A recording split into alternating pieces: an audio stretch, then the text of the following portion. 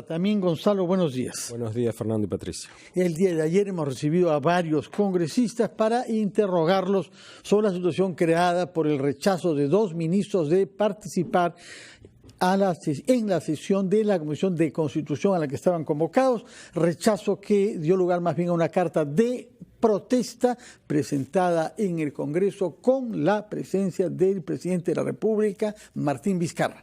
Hoy comenzamos nuestro programa con la congresista de Nuevo Perú, Marisa Glave, quien reaccionando ante las críticas que se produjeron esa misma tarde, habló del juego de puñales. Explíquenos, por favor, quién está lanzando puñales y contra quién.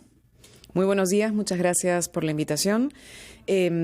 Tenemos un problema porque el escenario político nacional se ha vuelto un escenario básicamente de pugnas entre 2 poderes del Estado, ¿no? Desde hace ya 1 año y medio, digamos, lo que vemos es una tensión permanente entre el Ejecutivo y el Parlamento. Y esta tensión ha ido cargando las tintas por ratos, luego calmándose un poco, pero ahora volvemos a un escenario en el cual el Parlamento pareciera contestarle al Ejecutivo frente a las propuestas de reforma política diciendo no queremos quitarnos la inmunidad, y un poco tarde el presidente reacciona llegando al Parlamento diciendo entonces mis ministros no van a ir a debatir, ¿no es cierto? Generándose nuevamente un escenario en el que algunos especulan si es que esto irá hacia una cuestión de confianza o no, si es que el Parlamento agudizará las contradicciones, digamos, contra el Ejecutivo, como ha hecho en la Comisión de Fiscalización, diciendo que van a citar a la ministra de Inclusión Social por sus declaraciones a un medio de comunicación. Y en el medio de esto, Fernando, una de las preocupaciones que nosotros tenemos es que este juego de puñales deja fuera al país y a la ciudadanía. Es decir, el Congreso no está respondiendo a lo que la ciudadanía requiere de nosotros, porque sí es necesaria una reforma política. Lo hemos dicho desde el día 1. Yo recuerdo cuando recién juramenté al Parlamento, uno de los retos que la mayoría de medios de comunicación y opinólogos plantearon, opinadores, era que el país necesitaba una reforma política. Y se planteó desde el día 1 como tarea del Parlamento. Estamos 3 años después y seguimos sin contestar como cuerpo colegiado en una reforma necesaria. El Jurado Nacional de Elecciones nos ha entregado 2 propuestas enteras de código electoral. Tuvimos una comisión que yo creo que con aciertos y también desaciertos hizo varias cosas, que presentó un compilado para hacer una reforma completa, y hasta ahora seguimos en una discusión de parches que no terminan de resolver. Y en paralelo, el Ejecutivo sigue en un enfrentamiento con el Parlamento en algunos temas que yo creo que tiene razón, pero de alguna manera también dejando de lado algunas tareas que son suyas y que son tareas que también la gente quiere. Y sí es real que tenemos un problema con otros sectores que tendría que atender el Ejecutivo y que no pareciera pues prestarles el nivel de atención que le presta a su enfrentamiento con el Parlamento, ¿no? Entonces, en medio de esto, lo que tenemos es una ciudadanía cada vez más cansada y creo que también cada vez con menos esperanza por la propia democracia y por el sistema actual que tenemos, ¿no? La reforma política debió ser asumida además por un Congreso que excepcionalmente tenía un partido con una mayoría que podía haber sido el impulsor de estos cambios necesarios. Creo que el fujimorismo, más allá de todos sus errores, esa fue la oportunidad más grande que han perdido, mostrarse como un partido democrático, como un partido que impulsaba cambios importantes en lugar de atrincherarse en una agenda propia. Pero lo cierto, congresista, es que estamos en este punto, no se ha conseguido, el escenario no ha cambiado, no se logró el acuerdo político que tendría que haberse logrado. ¿Qué posibilidades hay, de verdad, en serio, de que la reforma salga adelante? Así, pongámonos la mano al pecho. Y vale la pena que el presidente Vizcarra se exponga de esta manera, porque le da carne a todos los que lo quieren presentar como un presidente poco democrático, que mete su nariz en todos y no termina de alguna manera contaminando otros trabajos que no los impulsa él, pero a los que les tiene que dar contexto. Uh-huh. ¿Cómo se presenta una lucha anticorrupción en un escenario en el que al presidente se le acusa de autoritario? Uh-huh. O, por ejemplo, si se cerrara el Congreso, ¿cómo trabajaría Fiscalía en un escenario así? Uh-huh. ¿No? No sé si se están midiendo los escenarios y las consecuencias de los actos que ante la triste realidad que tenemos, porque esa es la realidad que le tocó al señor Vizcarra con la que tiene que gobernar, ¿no? Y es la realidad que nos está tocando a todos los peruanos, efectivamente. Mira, la primera parte de tu pregunta, Patricia, tiene que ver con la carta que tuvo la señora Noceda, no sé si la recuerdan. La señora Noceda hizo una muy buena carta de renuncia donde señalaba que el fujimorismo había perdido la oportunidad de mostrar que sí habían cambios importantes y que sí querían avanzar hacia una política diferente, ¿no? Y lo que estaban haciendo en realidad era reafirmar que estando con el nivel de poder que tenían, no les interesaba el nivel de poder que les había otorgado a la población peruana, sino que querían otro y más, ¿no? Y en ese camino nos hemos perdido en casi 3 años en los cuales no hemos tenido una agenda legislativa. Pero creo que la responsabilidad también la tenemos las demás fuerzas políticas, no solo el fujimorismo. Hay distintas fuerzas políticas que han no solo votado con el fujimorismo, sino que no hemos logrado, ni siquiera quienes somos fuerzas que podríamos decir de oposición a la mayoría fujimorista, articular una agenda que pudiéramos trabajar de manera conjunta. Lo hemos logrado en algunos momentos, sí, muy poquitos, pero luego inmediatamente nos hemos diluido en nuestras propias diferencias, ¿no? Entonces, creo que también cargamos con parte de ese propio escenario ahora, ¿no? Ahora, el presidente Vizcarra, yo no sé si ha actuado mal con esta reacción. Sinceramente, sí me parece que el Parlamento no debió archivar como se archivó la inmunidad, no solo porque no era solo propuesta del presidente, como lo dijimos el mismo día que hubo el debate. La primera propuesta en el Parlamento fue de Alberto Quintanilla, fue de nuestra bancada. Es decir, no es cierto que esto sea algo que venga de parte del presidente. Y como me hizo recordar mi equipo de asesores, Javier Díez-Canseco presentó una de las primeras propuestas de modificación de inmunidad parlamentaria en el 2012. Entonces, es un tema que sí viene estando en la agenda legislativa desde hace más de 7 años, ¿no? Entonces, no es algo que de pronto ocurrió en este contexto de tensiones, sino que es algo que se revive permanentemente, ¿no? Pero sí creo que él debió tener una reacción más rápida, lo mismo que ocurrió con el tema de la bicameralidad, La bicameralidad la votamos en contra nosotros y dijimos, ahí hay contrabandos, esos contrabandos no se pueden permitir, y recién 3 o 4 días después el presidente anunció que teníamos razón, ¿no? Congresista, ¿y cómo ve el 2021? Saliéndonos un poco de la coyuntura inmediata, ¿qué riesgos, cuál cree usted que es el mejor y el peor escenario del 2021 de cara a lo que pueda estar pasando estas semanas y meses en torno a la reforma política? Una de las especulaciones, y además acá no solo tiene que ver con la coyuntura del Perú, sino de la del mundo, donde hay una gran confrontación, es el fin de lo que se llama el liberalismo identitario y están los populismos de derecha, etcétera. Un escenario posible es que tengamos el tan temido por la clase empresarial triunfo de un candidato antisistema, por ejemplo, que podría llamarse Antauro Humala, pero también podría ser un antisistema de derechas, como ha ocurrido en otros países. ¿Cómo ve usted el peor y el mejor escenario posible ante la realidad actual? A ver, primero no sé si va a ser el escenario electoral el 21, sinceramente. ¿Podría ser antes? Podría ser antes, sí. Sinceramente creo que las condiciones políticas que tenemos en este momento en el país son muy difíciles y no necesariamente podemos darnos el lujo como nación de tener esta especie de juego de cuchillos entre el Ejecutivo y el Parlamento, donde los problemas de fondo del país se pierden, ¿no? En medio de este debate ya casi ha quedado un poco fuera de discusión que el Parlamento está discutiendo lo de Chávarri, que en teoría tendríamos que en la Comisión Permanente tomar una decisión, que algunos, por ejemplo, tenemos preocupación que lo que se ha aprobado no acelere también el pedido de la fiscal. En el caso de Inostroza, por ejemplo, se entregó un paquete de casos, pero se dejó otros presentados por Fiscalía que hasta ahora no vemos. Igual ahora, en el caso de Chávarri, se han visto los presentados por los parlamentarios, pero el pedido de la fiscal de la Nación, que está mucho más detallado y que tiene mucho más información, todavía no entra a discusión. Entonces, también son temas que deberían buscar atención, digamos, en ese momento, pero no, estamos en esta pelea de si se cierra el Parlamento o no se cierra el Parlamento, sobre si es que el Parlamento va a avanzar hacia algún tipo de ataque al propio presidente, que no tiene ningún sentido, ¿no? Entonces, no sé si llegamos, sinceramente. Pero como sea que vayamos a llegar, yo sí creo que hay por lo menos 3 cosas básicas que tienen que cambiar, si no, no vamos a lograr que cambien. Una primera tiene que ver... Solo para aclarar, no es que ustedes promuevan el adelanto de elecciones, ¿o sí? No, lo que nosotros hemos dicho que debiera existir un pacto político para enfrentar la crisis grande que tenemos. Se lo dijimos al señor Vizcarra el día 1. Verónica Mendoza dijo... cambiar fichitas no va a resolver el problema de fondo. No solamente es que PPK representaba lo que representó y que probablemente el señor Vizcarra no lo represente. Tiene que ver con que en este momento tenemos una especie de crisis de régimen. Es decir, los arreglos organizativos e institucionales que marcamos en la Constitución del 93 están haciendo agua en muchos sentidos. ¿Cómo se arregla eso? Entonces, ¿Con esa reforma política? Por eso, una propuesta era la reforma política es la propuesta del Ejecutivo, una propuesta además parcial. Por ejemplo, no han incluido la bicameralidad. Y yo creo que tienen razón en el sentido de que la población ya votó y que este Parlamento ya propuso una propuesta de bicameralidad que tenía varios problemas, entre ellos un desequilibrio entre el Poder Legislativo y el Ejecutivo.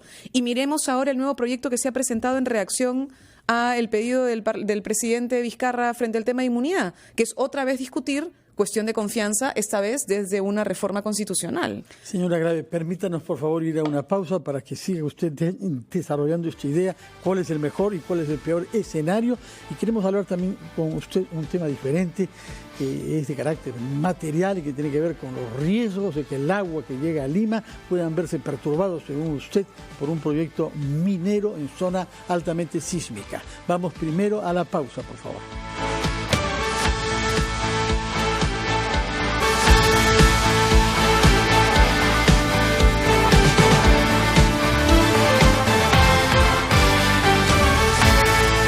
Un gran salto hacia la realidad. Nuevo QLED 8K de Samsung.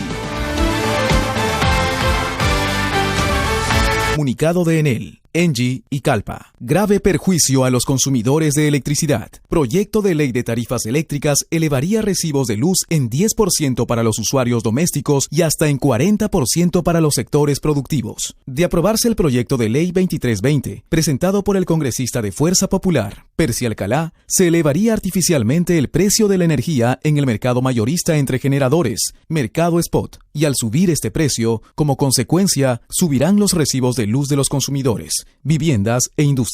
El proyecto impactará en el costo de electricidad para los sectores productivos, entre ellos la pequeña y mediana industria, hasta en un 40%, atentando contra la competitividad del país y generando incrementos de precio en la economía. De forma similar, el incremento en el precio del mercado mayorista representará, en los próximos años, hasta un 10% de incremento en los recibos de luz de todos los peruanos. Por otro lado, el proyecto de ley plantea elevar el límite de consumo para que los clientes puedan optar por ser libres o regulados, de 200 kilowatts a 1000 kilowatts, con lo cual muchos comercios, así como pequeñas y medianas industrias, no podrán acceder a precios competitivos. Este proyecto de ley ha sido observado por diversas instituciones, entre ellas el Ministerio de Energía y Minas, o Sinergmin, Sociedad Nacional de Industrias, así como diversos agentes del sector. Lima, 22 de mayo 2019.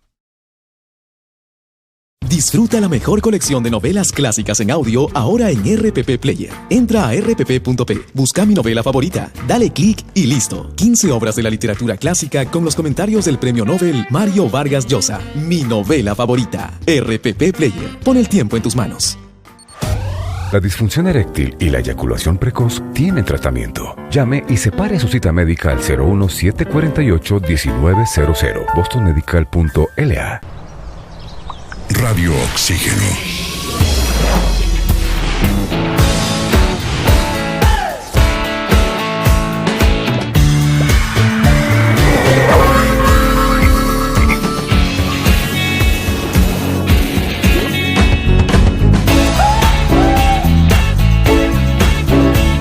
Vemos el mundo diferente porque respiramos música. Radio Oxígeno. Clásicos del rock and pop.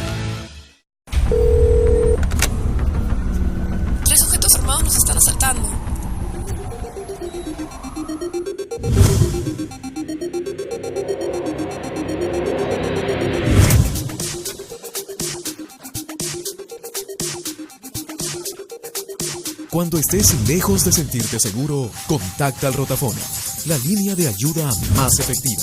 Llámanos al 438-8008. Contáctanos a nuestro WhatsApp 951-431-013 o encuéntranos en Facebook y Twitter usando el hashtag Rotafono.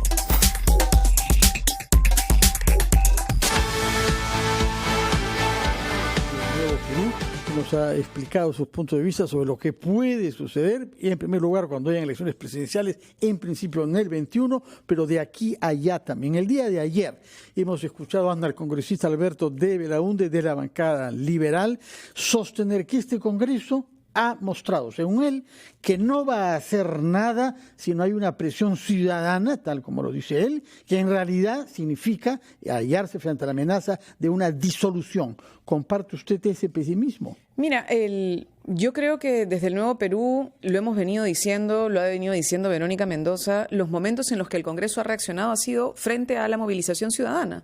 Y creo que sí tenemos que recordar que la ciudadanía en este contexto tiene también un rol. Es decir, tenemos un Parlamento que no tiene voluntad de cambio y que no tiene voluntad de avanzar hacia algunos de los temas centrales. Veamos cómo funcionó incluso los proyectos para el tema del referéndum que tuvimos hace relativamente poco.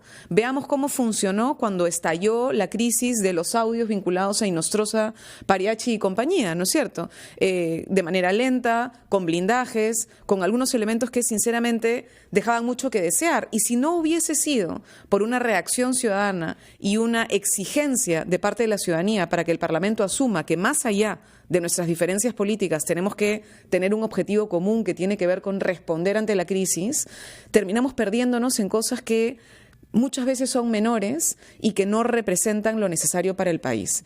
Nos ha preguntado, perdona 3 segunditos, Patricia, ¿cuál podría ser el peor escenario? A mí me preocupa un escenario Bolsonaro, sinceramente. El peor escenario para mí sería un escenario tipo Bolsonaro, Brasil acá. Y hay una articulación de sectores, no solamente poco democráticos, sino absolutamente conservadores, que han arremetido de una manera muy violenta y que están buscando posicionarse desde una política del miedo. Y que eso es algo que podría avanzar. El día de ayer hemos vuelto sobre el tema del enfoque de género en el Parlamento. Ayer han vuelto a citar a la viceministra de la Mujer en la Comisión de Descentralización, porque ya empezaron a discutir el proyecto de la señora Arimborgo para erradicar la palabra género de todo ordenamiento legal e incluso jurisdiccional. Es decir, un juez no podría hablar de violencia de género según el proyecto que nos han presentado, ¿no? Ahora, no le tengo que explicar que estoy absolutamente de acuerdo con usted con el tema de género y con todos los temas que eso implican y con la lucha de los derechos de todas las minorías, pero tratemos de encauzar esto en una visión sobre del otro lado también. No nos gusta, no nos parece, pero hay un grupo de gente con la que estamos en desacuerdo que sí apoya esas ideas. Entonces la pregunta es, una cosa es un Congreso que le da la espalda a la lucha anticorrupción, caso de los audios de la vergüenza, la remoción del Consejo Nacional de Magistratura, que el presidente tenía la obligación de hacerlos reaccionar, porque no podías dejar a gente corrupta sentada en un espacio tan importante. Con decisión, además. Además, eso era... A Vizcarra no hay nada que criticarle al respecto. Incluso, si no lo hacían, hubiera justificado una cuestión de confianza porque, no están haciendo su trabajo. Pero esta vez estamos hablando de algo distinto.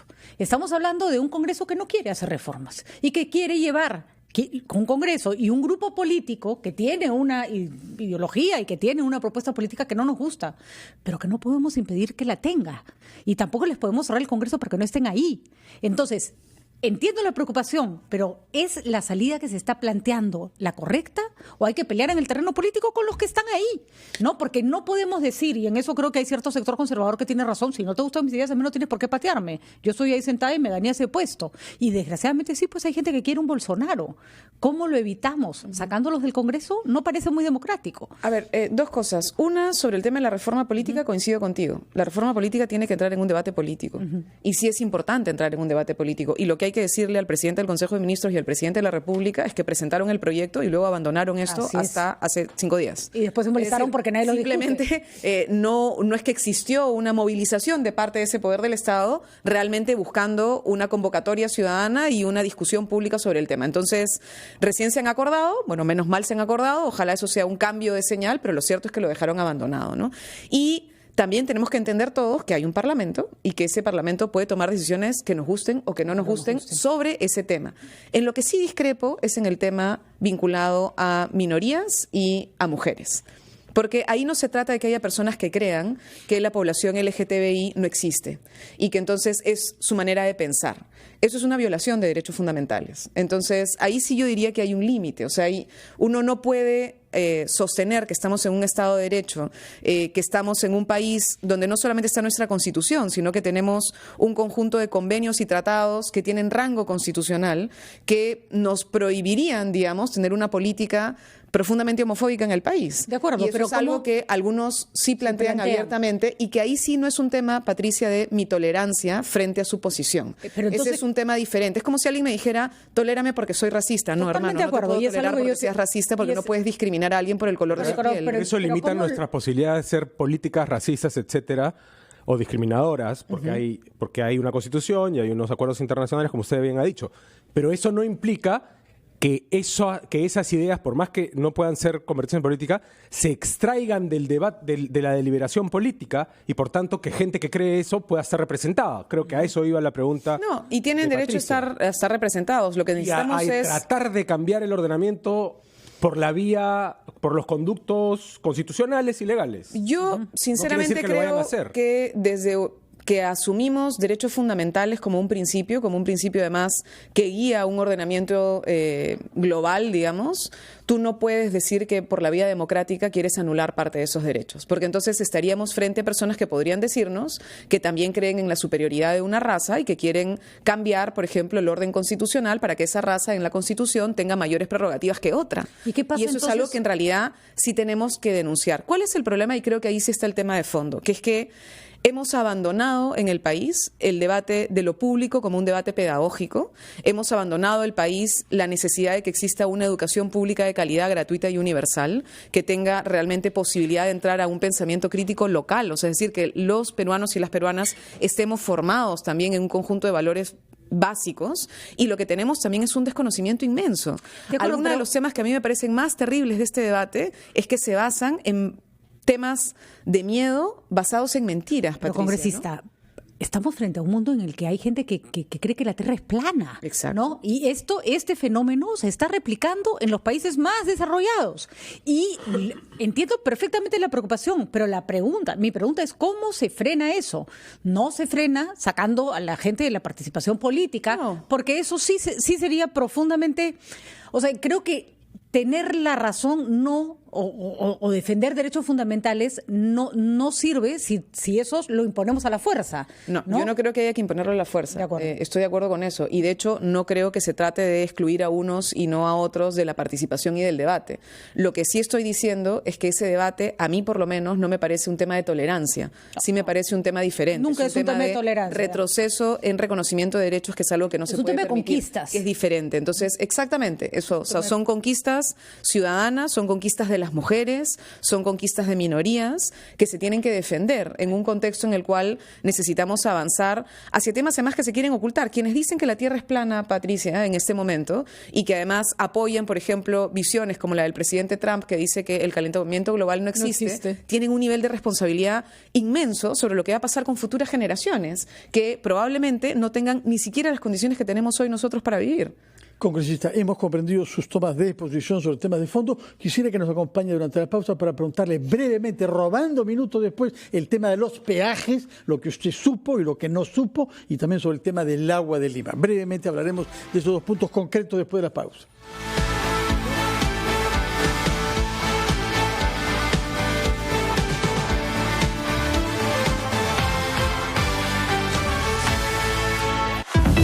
Los titulares llegan gracias a Encaja Arequipa. Con la campaña Cumple tus sueños en el Día de la Madre, saca tu crédito al toque para hacer crecer tu negocio o para lo que necesites. Tenemos 170 oficinas a nivel nacional para ti. Caja Arequipa, 33 años impulsando tu bienestar.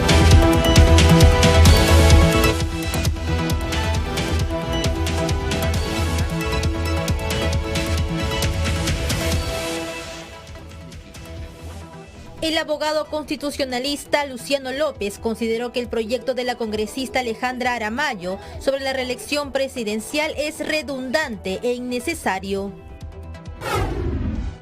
La fiscal Rocío Sánchez aseguró que no haber acusado de organización criminal a los ex consejeros del CNM impide conocer qué cuellos blancos siguen trabajando en el Estado. Los atletas que consigan medallas en los Juegos Panamericanos Lima 2019 serán premiados con una vivienda en la Villa Panamericana. Esta madrugada, un empresario murió al intentar defenderse de un robo a mano armada en el distrito de Bellavista. El Senado de Estados Unidos aprobó aumentar en $400 millones la ayuda humanitaria en Venezuela para la recuperación de la democracia. Los seleccionados Edinson Flores y Luis da Silva lucieron las nuevas camisetas que vestirán a la blanquirroja en la Copa América.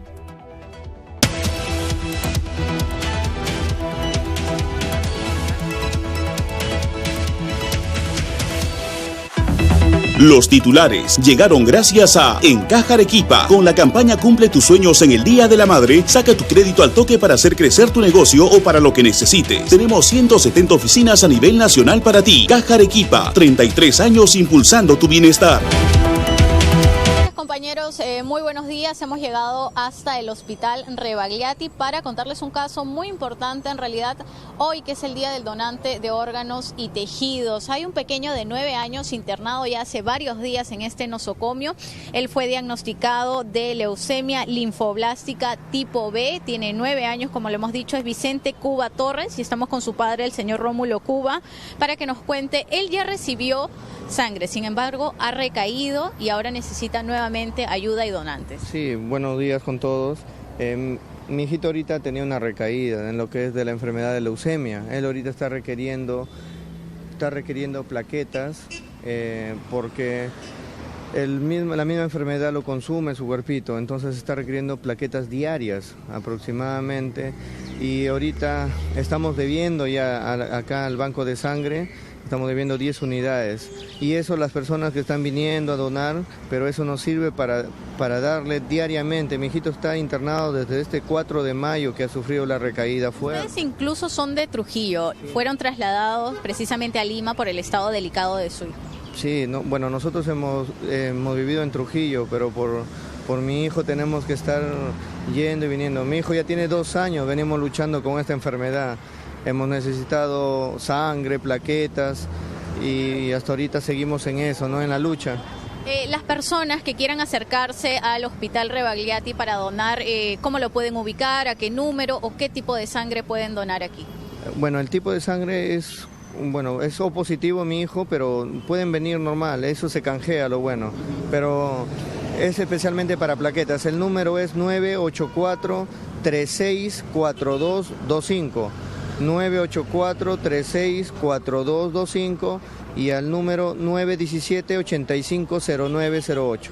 Muchas gracias, señor Rómulo Cuba. Indicar finalmente que en la lista de pacientes en todo el Perú figuran 7.019 personas, la mayoría esperando por córnea 6.113, le siguen las personas que esperan por un riñón 855 y finalmente las personas que esperan por un hígado, que son 41 personas.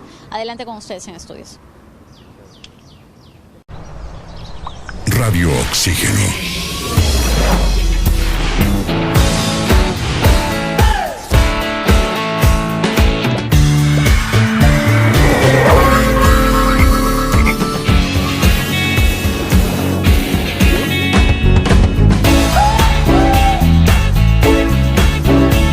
Vemos el mundo diferente porque respiramos música. Radio Oxígeno. Clásicos del rock and pop.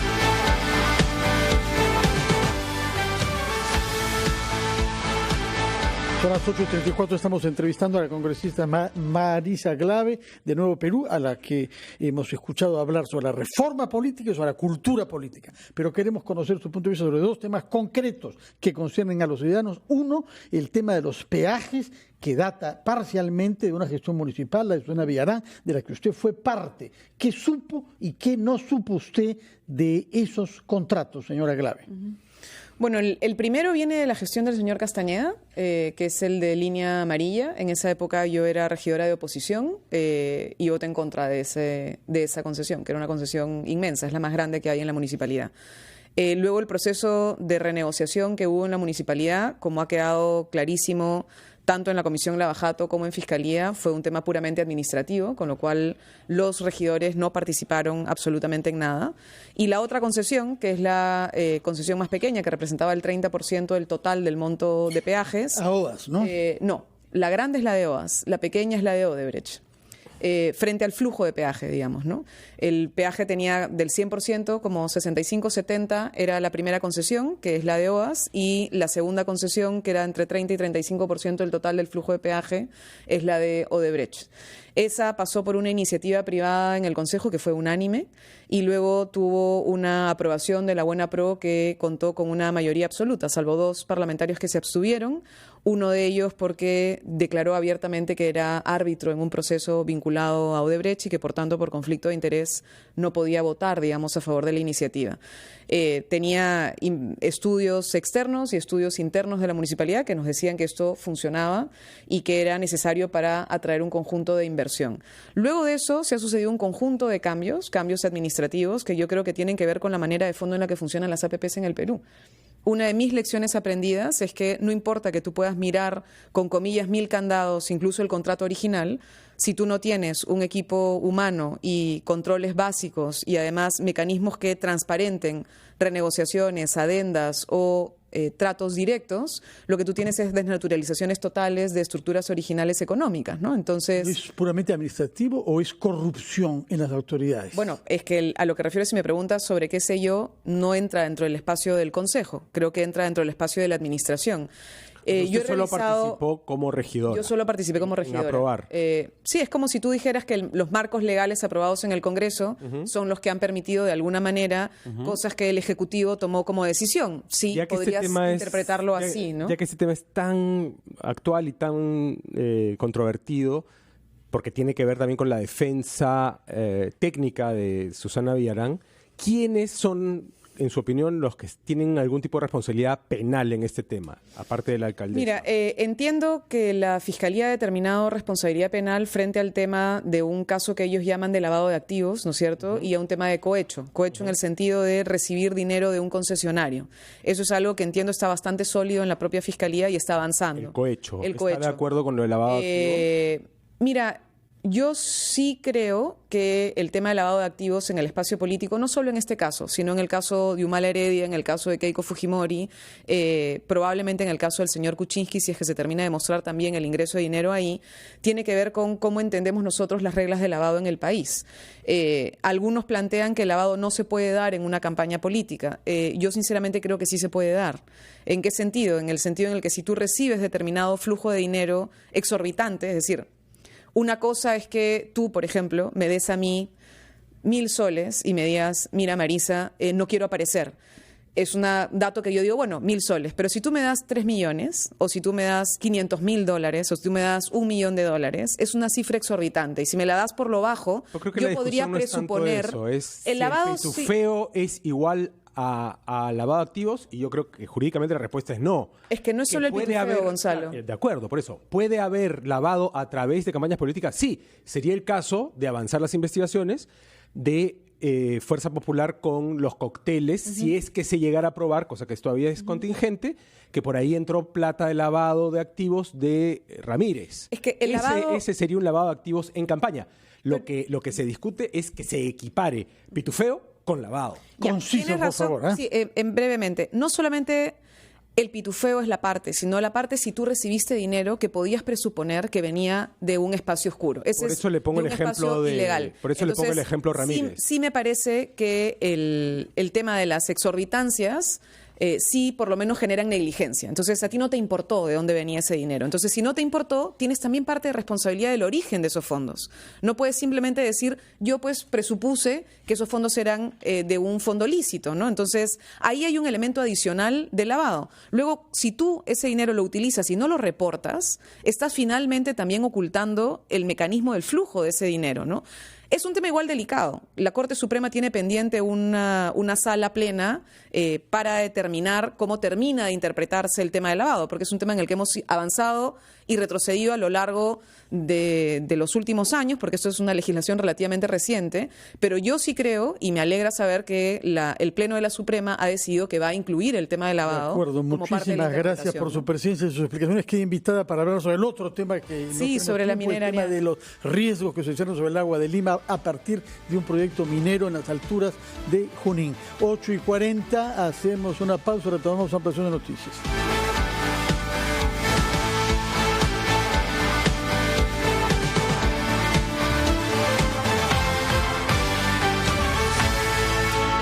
Comunicado de Enel, Engie y Calpa. Grave perjuicio a los consumidores de electricidad. Proyecto de ley de tarifas eléctricas elevaría recibos de luz en 10% para los usuarios domésticos y hasta en 40% para los sectores productivos. De aprobarse el proyecto de ley 2320, presentado por el congresista de Fuerza Popular, Percy Alcalá, se elevaría artificialmente el precio de la energía en el mercado mayorista entre generadores, mercado spot, y al subir este precio, como consecuencia, subirán los recibos de luz de los consumidores, viviendas e industrias. El proyecto impactará en el costo de electricidad para los sectores productivos, entre ellos la pequeña y mediana industria, hasta en un 40%, atentando contra la competitividad del país y generando incrementos de precio en la economía. De forma similar, el incremento en el precio del mercado mayorista representará, en los próximos años, hasta un 10% de incremento en los recibos de luz de todos los peruanos. Por otro lado, el proyecto de ley plantea elevar el límite de consumo para que los clientes puedan optar por ser libres o regulados, de 200 kilowatts a 1000 kilowatts, con lo cual muchos comercios, así como pequeñas y medianas industrias, no podrán acceder a precios competitivos. Este proyecto de ley ha sido observado por diversas instituciones, entre ellas el Ministerio de Energía y Minas, o Sinergmin, Sociedad Nacional de Industrias, así como diversos agentes del sector.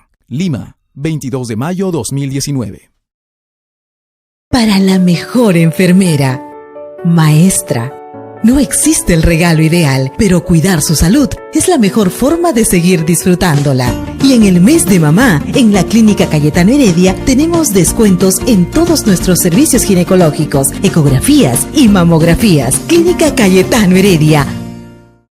Un día como hoy llega gracias a Universidad Continental, la universidad de la Cuarta Revolución Industrial, con el ecosistema digital más completo para el aprendizaje.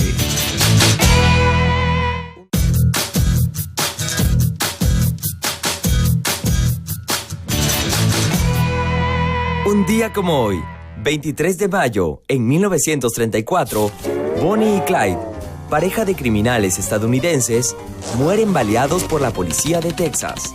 Años antes, la pareja se enamora y, acompañados de su banda de malhechores, arrasan sin piedad con bancos y tiendas en 5 estados.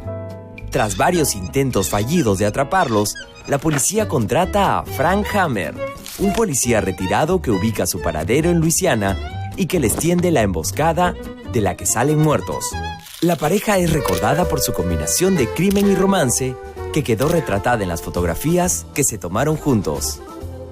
26 años más tarde, un día como hoy, en 1960, Israel anuncia la captura del nazi Adolf Eichmann, responsable de la deportación de millones de judíos hacia campos de exterminación.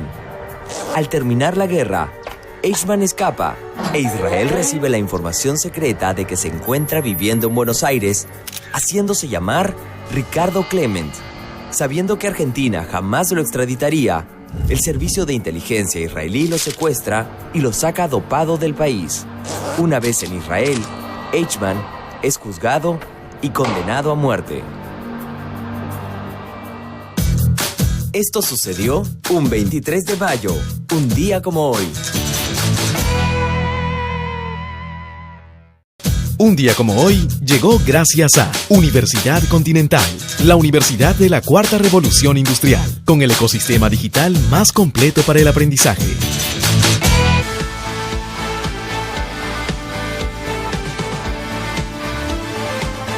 Señor Alcalá, ¿cuál es la motivación de este proyecto de ley bajo su inspiración y por qué ha dado lugar a todas estas idas y venidas en el Congreso? Mira, este proyecto nace hace 2 años prácticamente, nos empapamos bien de la problemática porque es un asunto netamente técnico que mucha gente no lo comprende.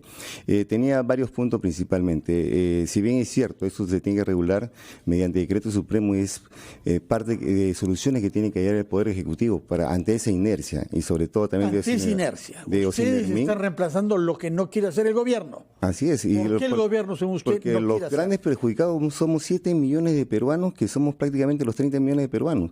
Aquí ya se vio que hay un sobrecosto, ya lo han reconocido ellos. Nosotros hemos dialogado bastante tiempo con ellos. Sé que también han hecho meses de trabajo en el Ministerio de Energía y Minas, o Sinermin, las generadoras y las distribuidoras, y se pusieron de acuerdo. Mi punto es solamente uno. Nosotros queremos que se sincere cuál es el precio, digamos, que ocasiona la generación de luz. Ellos ponen una declaración jurada de su costo es cero. Por lo tanto, eso varía el precio spot. Si varía el precio spot, digamos, también va a variar el precio RER. Los grandes perjudicados somos hoy día los 7 millones que tenemos hoy día los medidores, ¿no? Lo que pasa es que el discurso ha cambiado, y ha cambiado incluso, para comenzar, no son todas las empresas las que empujan esta ley. Acá solo ha venido Luz del Sur y una empresa más. La cantidad de empresas que producen energía son varias, y las que la distribuyen también son otro montón que no están participando de esta discusión, lo cual reduce enormemente el ámbito de interés de esta ley. Pero lo que pasa en este momento, hasta donde logramos entender, es que hay sobreoferta de producción de luz, sobreoferta. Y en todo mercado en que hay sobreoferta, el precio baja, ¿no? No entiendo entonces cómo es que, haciendo la modificación que ustedes dicen que van a hacer los y sincerando los precios y poniéndolos al nivel que deberían estar, la gente va a pagar más. Y que en este momento nadie puede estar pagando un sobrecosto sobre un precio que está bajo porque hay sobreoferta. No tiene mucho sentido la explicación, por favor, aclárenosla. Mira, la cosa es simple. Desgraciadamente las empresas eléctricas, si pidieron para obtener 5 megas, han hecho 10 megas. Hay sobreproducción. Sí, claro. Y ese es el gran problema que ellos tienen, porque ellos pensaban que en este tiempo ya funcionaban los proyectos mineros Toromocho, Quellaveco, La Tía María y Conga. Desgraciadamente eso no se ha dado. ¿Y qué es lo que pasa? Que tienen, digamos, sobreproducción. Y eso es lo que no se regula con el precio spot.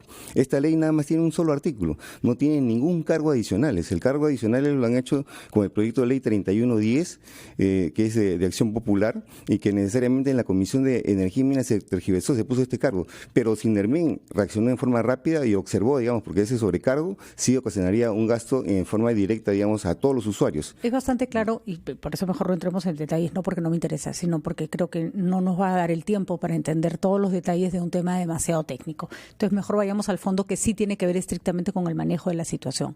Usted está señalando que el Ministerio de Energía y Minas y que Sinermin no han hecho lo que deben hacer, pero ¿es el Congreso de la República el espacio para resolver esto? Si el Congreso no resolviera algo que ustedes tienen ahí dormido, ¿acaso el Sinermin va a impulsar la reforma política? O sea, ¿no hay ámbitos de acción que se tienen que respetar? ¿No tiene el Congreso otra forma de hacer su labor para presionar que los órganos competentes hagan su trabajo y no usurpar una función que no les corresponde? Perdón, la Constitución dice claramente que nosotros tenemos la función fiscalizadora, y es una de las funciones que estoy cumpliendo como congresistas. Usted está generando un proyecto de ley, eso no es, digamos, fiscalizar. No está, pero al fiscalizar y ver que hay sobrecosto que nos están cobrando a todos los usuarios. Usted tiene que obligar Nosotros hemos hecho las cartas correspondientes a todas las instituciones, y ante esa inercia había que preparar un proyecto de ley, y necesariamente, gracias a ese proyecto de ley al inicio que se presentó, se sentaron todos los actores,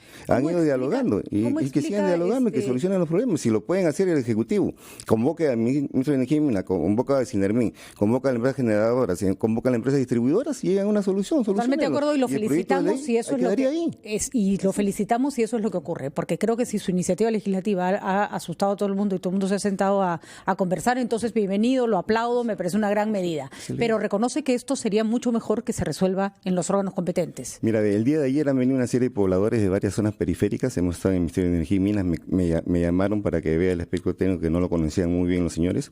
Nos sentamos y hemos quedado con el director de Energía, digamos, de que convoque la próxima semana a los actores. La idea es solucionar. Solo como congresista, y todo el mundo me conoce dentro del Congreso, ¿yo qué busco?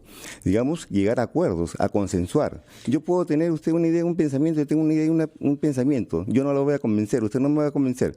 Pongamos las cosas claras, consensuemos y lleguemos a soluciones. Eso de acuerdo, pero tratándose de temas tan técnicos, y si esto pasa a Sinermin, donde tiene que discutirse, y al Ministerio de Energía y Minas, ¿cuál es la labor que ahora va a realizar usted? Porque sí es importante, y en eso sí estoy de acuerdo, una observancia de que esto no se cambie en virtud de beneficiar a unos y perjudicar a otros, sino de buscar el bien común. Acá no se trata de cuidarle el negocio a nadie tampoco, ¿no? Así es. Si no, nosotros lo que estamos haciendo es defender al consumidor. Bueno, ojalá que así sea, señora. Bueno, lo felicito si su proyecto ha servido para que la gente se ponga las pilas. Quería preguntarle algo que tiene gran actualidad política, que es el tema de la inmunidad, porque usted ha sido denunciado por su compromiso cuando era responsable en Mala de gestiones del agua, y yo recuerdo que usted dijo que me levanten la inmunidad parlamentaria. De acuerdo, estamos usted todos propuso, de acuerdo. ¿se le levantó?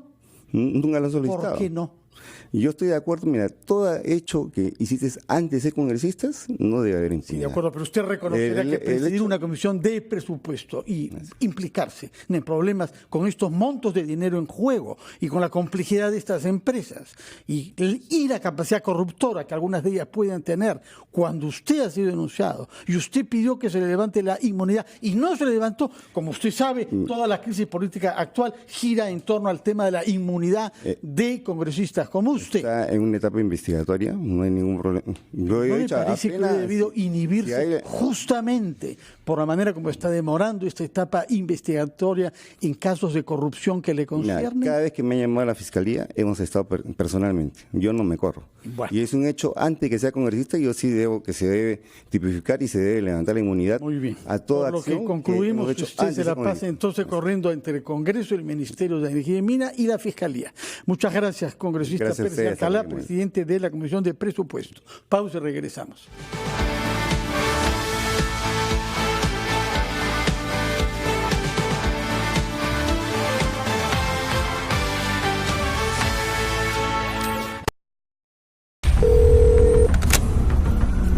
Tres sujetos armados nos están asaltando.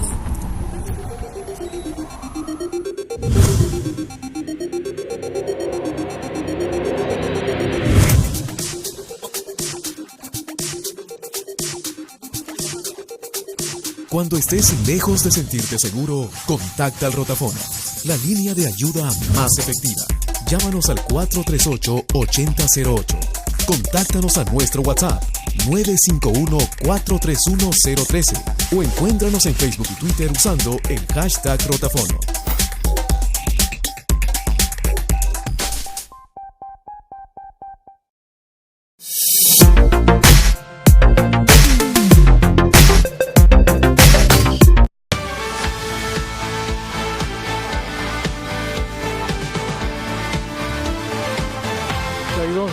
Hemos hablado bastante sobre los 3 únicos abogados sobre 104 que aprobaron el examen para ser miembro de la Junta Nacional de Justicia. Ahora tenemos la ocasión de hablar con una de las abogadas, 30 años de experiencia profesional, la señora Marlene Rodríguez Cifuentes, que no aprobó el examen. Y por eso queremos conocer su punto de vista, qué cosa falló. ¿Cómo es que una persona como usted, que tiene 30 años de abogada, ha sido reprobada en ese examen? Buenos días, señora abogada. Buenos días. Quiero empezar agradeciendo la oportunidad de hablar a título personal definitivamente, pero también probablemente a nombre de todos aquellos abogados que nos sentimos afectados con la imputación que nos acaba usted de mencionar, que es obvio porque no se conoce la información completa, de decir que hemos desaprobado o jalado. ¿No? Todos conocemos que una calificación centesimal se aprueba con 51 y si se quiere ser más estricto y hacer el equiparado con la calificación vigesimal, se aprueba, sería el equivalente a 55 puntos. La que le habla ha obtenido una nota de 60 puntos. Significa que he rendido un examen satisfactorio, que no alcancé el puntaje mínimo establecido por la comisión especial. Eso es verdad también, pero que sea una profesional que no he rendido un examen satisfactorio, si dista de la realidad de los hechos, ¿no? Eso es básicamente mi observación. Yo he presentado efectivamente una solicitud en virtud de la ley de transparencia y en virtud de mi derecho fundamental a la buena imagen y reputación. He presentado un recurso a la comisión, ¿no? Específicamente al presidente. diciendo de que se publiquen los resultados y quizás en aras también de este derecho constitucional a la buena imagen y reputación, que no se publiquen los resultados de aquellos colegas que no alcanzaron probablemente un examen satisfactorio o no rindieron un examen satisfactorio, pero no que permita, ahí está compuesto de juristas que son abanderados en la defensa de los derechos fundamentales de las personas, que no, varios miembros de ellos componen esta comisión, que no permitan que maltraten hasta cierto punto a aquellos profesionales. La que le habla, efectivamente, tengo 30 años de abogada, tengo 22 de ellos trabajando como asesora jurisdiccional en el Tribunal Constitucional. Dentro de estos 22 años he sido procuradora pública del Tribunal Constitucional, he sido jefe de la Oficina de Personal de Recursos Humanos del Tribunal Constitucional. Soy vocal de un tribunal administrativo sancionador como es el Tribunal de la Superintendencia Nacional de Salud. Entonces, imagínese mi imagen frente a mi labor diaria como asesora jurisdiccional en el Tribunal Constitucional y a mi labor como vocal. Comprendemos muy bien. Usted dice que obtuvo 60 puntos. Correcto. ¿Sobre cuánto? Sobre 100. ¿Y no es aprobatorio 60%? En este caso, la comisión estimó que debía ser el 65% o 65 puntos el puntaje mínimo para pasar a la siguiente etapa. ¿Y usted sabe cómo es que se ha evaluado este examen y por qué es que obtuvo solamente 60 puntos y no los 65 mínimos? Mire, ya también creo que varios juristas destacados han hablado sobre la calidad de las preguntas y si realmente miden o no la capacidad de las personas que hemos participado. Es más, la propia comisión, ayer escuchaba al defensor del pueblo, que es el presidente de la comisión especial, escuchaba acá en un programa por la mañana del día de ayer que reconocía que esta evaluación tenía debilidades. No, hemos especulado mucho sobre ese examen, pero sería una oportunidad de oro que usted nos cuente cómo fue el examen. El examen... Era memorístico, como se ha dicho, usted sacó 12. Para ponerlo. Así es. En un examen. Y la valla es 13. Exacto. Pero esas eran las reglas de juego. Por supuesto. Ahora, ¿por qué el examen era tan difícil? Aparentemente, usted misma nos ha contado su trayectoria, muy meritoria, por cierto, en la función pública. Entonces, ¿por qué alguien que tiene una trayectoria como la suya se saca 12 y no el 13 requerido en ese examen? En efecto, era memorístico, las preguntas eran impertinentes. Yo definitivamente voy a hacer simplemente mención de una pregunta que está mal elaborada definitivamente, ¿no? Habla en la pregunta 12, la tengo acá como ayuda, en la pregunta 12 se dice, la pregunta es la siguiente, dice, en materia sancionadora, las disposiciones de la Ley de Procedimiento Administrativo General son supletorias. Afirma que son supletorias. Y en las leyes especiales, ¿no? Esto significa que cuando la Ley del Procedimiento Administrativo General establece una condición favorable para el administrado, esta no puede ser discordante con la ley especial. Acá, el que elaboró la pregunta se olvidó que en el 2016... Bueno, para empezar, para nuestros oyentes eso debe ser chino. Sí, bueno, se olvidó que la ley de procedimientos generales no es supletoria a partir del 2016.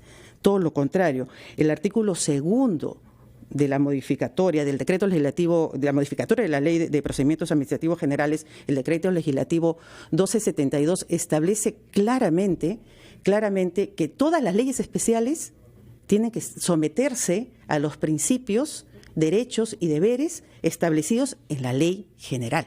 Entonces, imagínense, la pregunta dice, ¿es la ley de procedimientos generales supletoria?